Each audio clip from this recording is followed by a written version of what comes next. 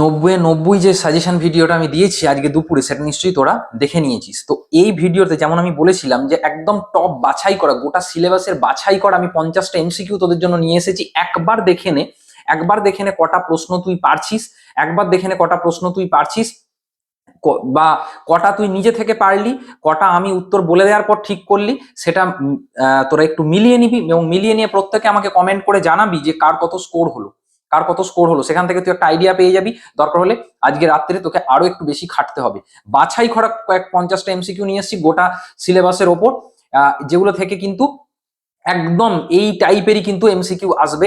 যদিও আমার এই যে বায়ো ইউজার দেবাংশ অ্যাপ আছে, এখানে আলাদা করে আমি এমসিকিউ এর সাজেশন আমি দিয়েছি, সেখানে অনেকেই নিয়েছিস, সেগুলো তো অবশ্যই করবি। তো চল সময় নষ্ট না করে আমরা শুরু করে দিই একদম টপ এমসিকিউ, মাধ্যমিক ফুল সিলেবাসের জীবনবিজ্ঞানের টপ 50 এমসিকিউ। কটা পারছিস আমাকে অবশ্যই তোরা কমেন্ট করে জানাবি। প্রথম এমসিকিউ, কিছু ফুল সূর্যোদয়ের পরে ফোটে, ঠিক আছে, সূর্যাস্তের সময় বোঝা যাচ্ছে, তো তাহলে এটা কি? এটা কি সবাই জানি, সেটা হচ্ছে ফটোন্যাস্টি। এটা হচ্ছে ফটোন্যাস্টি। আমি তো প্রত্যেকটার উত্তর দেবই, তো তবুও তার আগে তুই প্রত্যেকটা উত্তর আমি বলার আগে নিজে পারছিস কিনা বা নিজে যেটা ভাবছিস সেটা কি ঠিক হচ্ছে কিনা একটু মিলিয়ে দেখে নে, দিয়ে তাহলে নিজের স্কোরটা আমাকে একটু কমেন্ট করে জানাবি। অবশ্যই সবাই কমেন্ট করে জানাবি। তারপরে দেখ, এই যে ফার্ন গাছে শুক্রাণু ম্যালিক অ্যাসিডের প্রভাবে ডিম্বাণুর দিকে অগ্রসর হওয়া, এই যে এটা খুব পপুলার একটা প্রশ্ন, এটার কি উত্তর হবে? এটার উত্তর হবে কেমোট্যাকটিক। কেমোট্যাকটিক। তারপর দেখ, উদ্ভিদের পার্শ্বীয় মুকুলের বৃদ্ধিতে সহায়তা করে তিনেরটা, উত্তর হবে সাইটোকাইনিন। তারপরে উদ্ভিদ হরমোনের কিছু কাজ দেওয়া আছে, উদ্ভিদ হরমোনের কিছু কাজ দেওয়া আছে, অগ্রস্ত প্রকটতা বা পার্শ্বীয় মুকুলের বৃদ্ধি ব্যাহত করা, এই যে যেগুলো দেওয়া আছে এইটার ক্ষেত্রে কি কাজ হবে? চারেরটা। চারেরটার কি উত্তর হবে?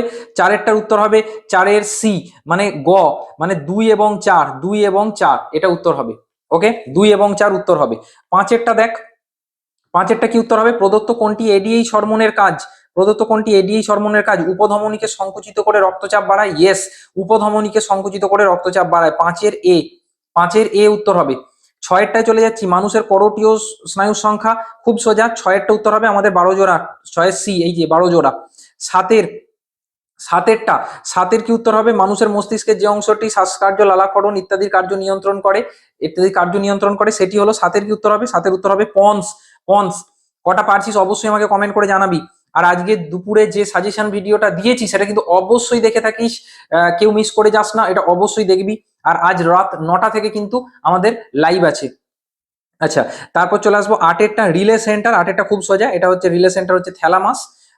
নয়েরটা দেখ, মেরুদণ্ডের, মাছের মেরুদণ্ডের দুই পাশে অবস্থিত, এটা সবাই জানিস আশা করছি। নয়ের বি, এটা হচ্ছে মায়োটম পেশি।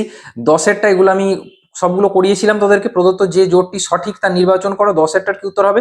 দশেরটার উত্তর হবে ফ্লেক্সার পেশি, বাইসেপস। ওকে, নিউক্লিওটাইডের রাসায়নিক উপাদান সংক্রান্ত কোনটি সঠিক?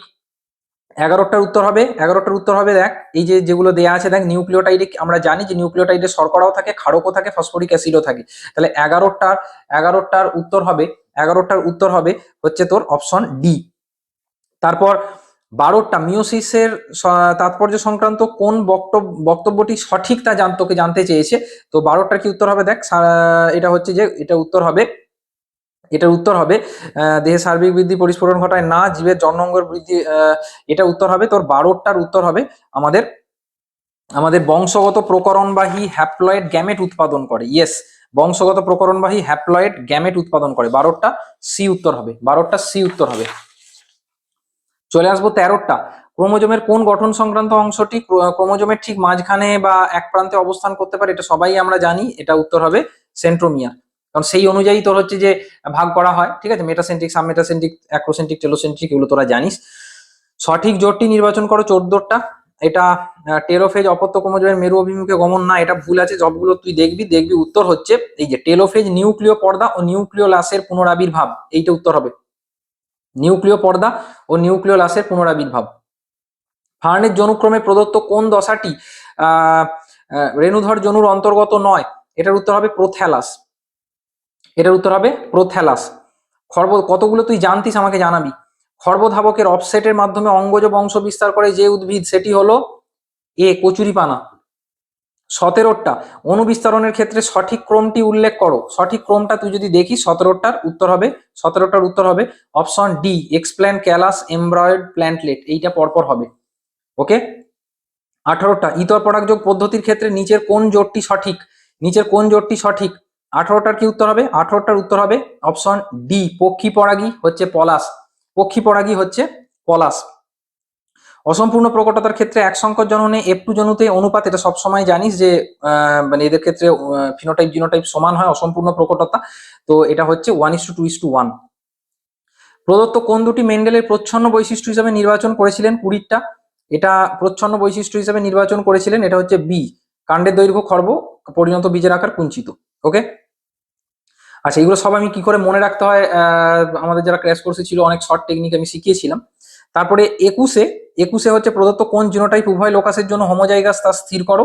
21 উত্তর হবে option D, small b small b small r small r. মানে সোজা কথা, হোমোজাইগাস মানেই হচ্ছে হয় চারটেই, একদম সহজ ভাষায় বোঝাতে গেলে হয় চারটেই ছোট হাতের হবে, হয় চারটেই না হলে বড় হাতের হবে।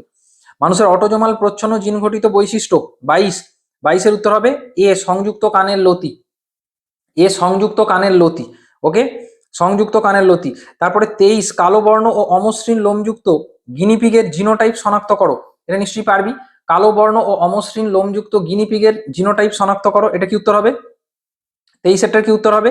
23টার কি উত্তর হবে? 23-এর উত্তর হবে অপশন এ। 23-এর উত্তর হবে অপশন এ। ওকে, 23-এর উত্তর হবে অপশন এ।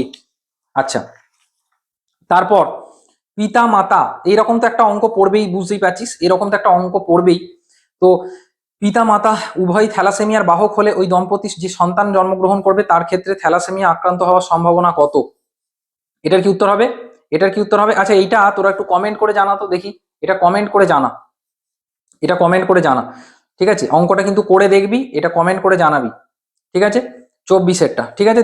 আচ্ছা আমি এটার উত্তর বলেই দিচ্ছি, এটার উত্তর হবে, দেখবি মিলিয়ে দেখে নিবি, এটা হচ্ছে 25%। এটা হবে 25%।